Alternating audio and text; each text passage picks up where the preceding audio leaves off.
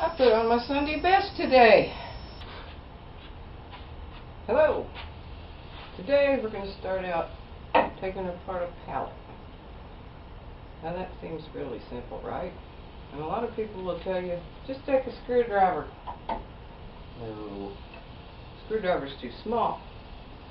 You might say, well then get a bigger screwdriver. That really won't work well either. Driving a screwdriver down in here will dent the wood all up. Now, others will say we'll use a claw hammer, like this. And that can be done, but it's awfully hard that way. It also will mess your wood up.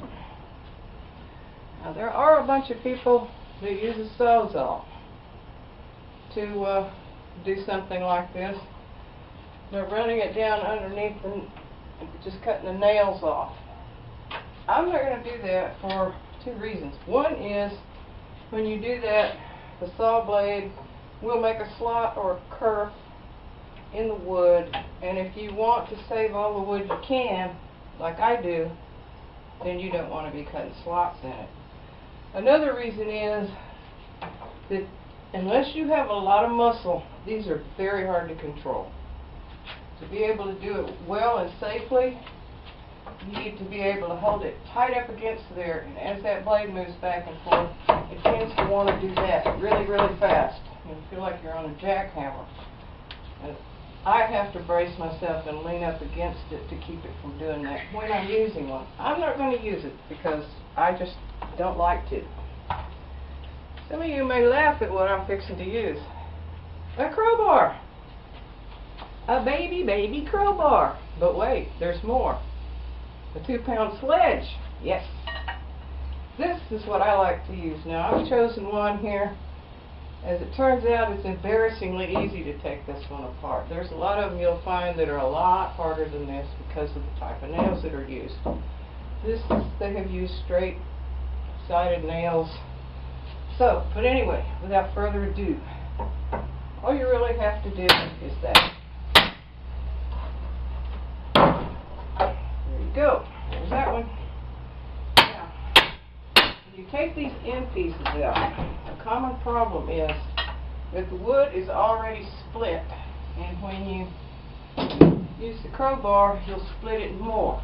So, you might have to do just a little bit of it, and then run your crowbar further down on the side of the nail or under it or something, and pull it this way, and that will minimize having the wood split. You could also just pull it to the side and jerk it off, but that'll make the wood split too, pretty badly sometimes. So there you have it.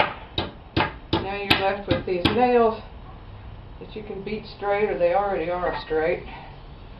Take your handy hammer, put them against a secure surface, which this really isn't, and then bend them out. You won't bend them over like I'm doing. But with a secure surface, one that doesn't bounce like this, they should come out pretty easily. As you may have discovered or already known, once you get this side off, the fun begins.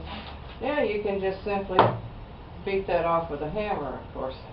The best thing to do would be to support this board on a workbench or something sturdy to hit those off with.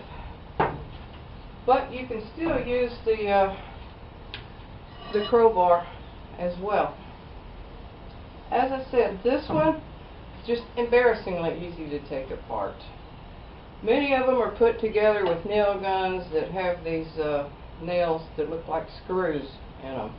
They have what they call a ring shank nail, and they have one with a square cross section that's been twisted. Those can be horrible to get out of there, especially if the wood is oak or some really hard wood like that. As I said, this was easy. It's pine, I believe, or looks like pine to me. It could be cedar, but I see some dark green. Anyway, so don't be surprised if you go to take one apart and it isn't anything as easy as what I've just shown you.